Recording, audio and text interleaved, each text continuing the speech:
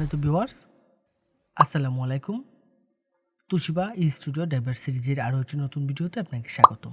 আজকের ভিডিওর মাধ্যমে আমি দেখাবো হচ্ছে তুশিবা স্টুডিও 307 এর প্রিন্টার ড্রাইভারটি কীভাবে খুব সহজে আপনার কম্পিউটার বা ল্যাপটপে সেট আপ করে নিতে পারবেন এবং কিভাবে এই ড্রাইভারটি ডাউনলোড করবেন এবং কোথা থেকে ডাউনলোড করবেন, সম্পূর্ণ প্রসেসটি দেখাচ্ছি আজকের ভিডিওতে। তো ভিডিওটি অবশ্যই গুরুত্বপূর্ণ হতে চলছে। কথা না বাড়িয়ে চলে আমরা মূল ভিডিওতে চলে যাচ্ছি।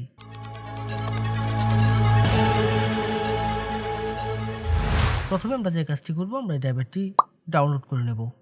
ডাউনলোড করার জন্য আমি চলে যাব যে কোনো একটি ব্রাউজারের সার্চ বারে গিয়ে সার্চ করব হচ্ছে softwareshopbd.com।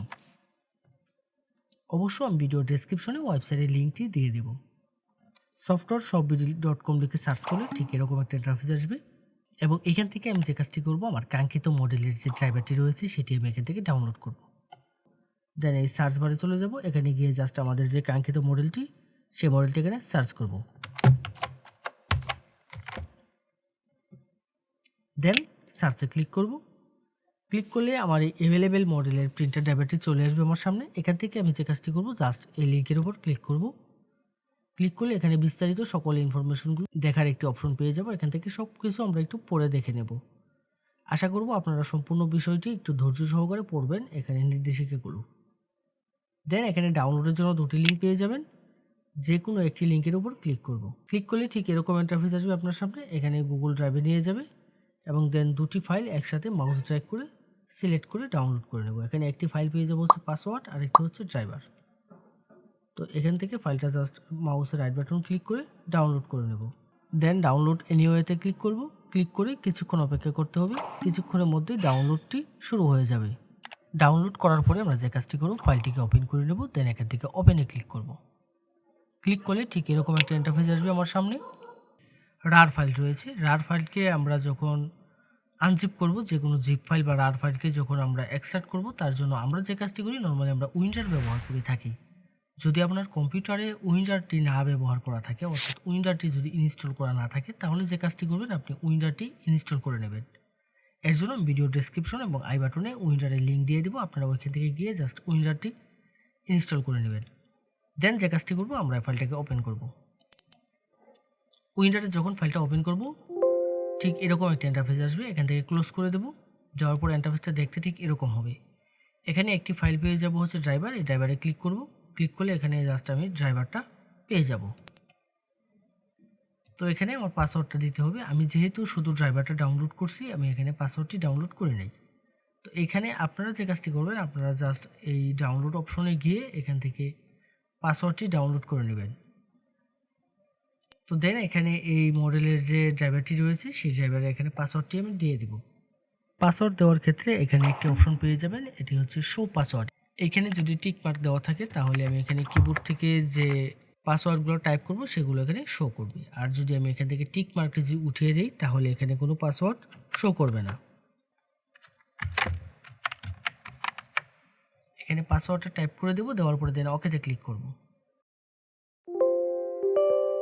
ওকেতে ক্লিক করব। ক্লিক করলে ঠিক এরকম একটি অ্যালার্ট আসবে। এখান থেকে যে কাজটি করতে হবে, এখান থেকে আমি ইএস-এর উপর ক্লিক করব। দেন সফটওয়্যারটা এক্সট্রাক্ট হওয়া শুরু করবে এবং এক্সট্রাক্ট হওয়ার জন্য কিছুক্ষণ পরে ঠিক এরকম একটা ইন্টারফেস আসবে। এখান থেকে আমি যে কাজটি করব, I agree to the terms of the licence agreement, এখানে ক্লিক করব। নেক্সটে ক্লিক করব। নেক্সটে ক্লিক করার পরে ঠিক এরকম একটা ইন্টারফেস আসবে। এখানে অনেকগুলো অপশন পেয়ে যাব। চলে আসবে হচ্ছে recommended, printer driver, scanner utility, fax driver, custom install.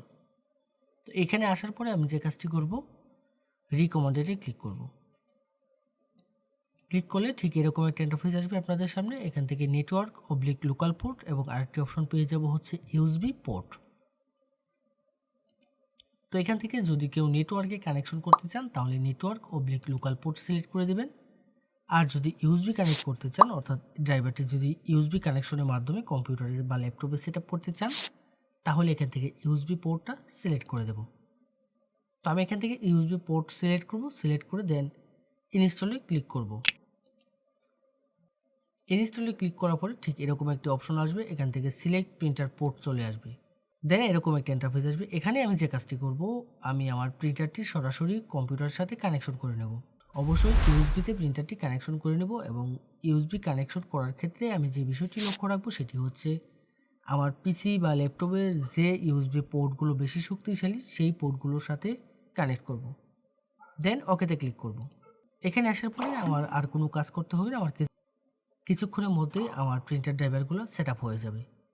এক এক করে এখান থেকে সবগুলো ড্রাইভার সেট আপ হয়ে যাবে। দেন এখানে ফিনিশের যে অপশনটি রয়েছে এই ফিনিশে আমি ক্লিক করব। ক্লিক করে এখান থেকে বেরিয়ে আসব।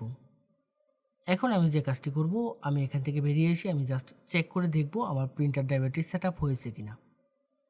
অবশ্য চেক করার ক্ষেত্রে আমাদের যে কাজটি করতে হবে, আমার কম্পিউটারটি রিস্টার্ট দিয়ে নিতে হবে। কম্পিউটারটি রিস্টার্ট করে নেব, তাহলে দেখবেন প্রিন্টার এবং স্ক্যানার দুটি ড্রাইভারই পেয়ে যাবেন। ফটোশপ 7.0 দিয়ে আমরা স্ক্যান করব। ফটোশপ 7.0 যদি আপনার কম্পিউটার বা ল্যাপটপে সেট আপ করা না থাকে, সেক্ষেত্রে যে কাজটি করবেন, আমাদের ওয়েবসাইটে চলে যাবেন। ওয়েবসাইটে গিয়ে জাস্ট সার্চ বারে সার্চ করবেন হচ্ছে 7.0 লিখে সার্চ করলে আমাদের ফটোশপ 7.0 পেয়ে যাবেন। যে কোনো মডেলের প্রিন্টার ড্রাইভার এবং আপনার প্রয়োজনীয় সকল সফটওয়্যার পাবেন আমাদের ওয়েবসাইটে। যদি আমাদের ওয়েবসাইটে কোনো সফটওয়্যার বা ড্রাইভার আপনি খুঁজে না পান, তাহলে অবশ্যই আমাদের হোয়াটসঅ্যাপে যোগাযোগ করবেন। আমাদের প্রত্যেকটা পোস্টের মধ্যে আমাদের হোয়াটসঅ্যাপ নম্বর দেওয়া থাকবে। এই ছিল আজকের মতো। এরকম গুরুত্বপূর্ণ টেক টিউটোরিয়ালের জন্য অবশ্যই আমাদের চ্যানেলটি সাবস্ক্রাইব করে রাখতে ভুলবেন না। দেখা হবে নতুন কোনো ভিডিওতে।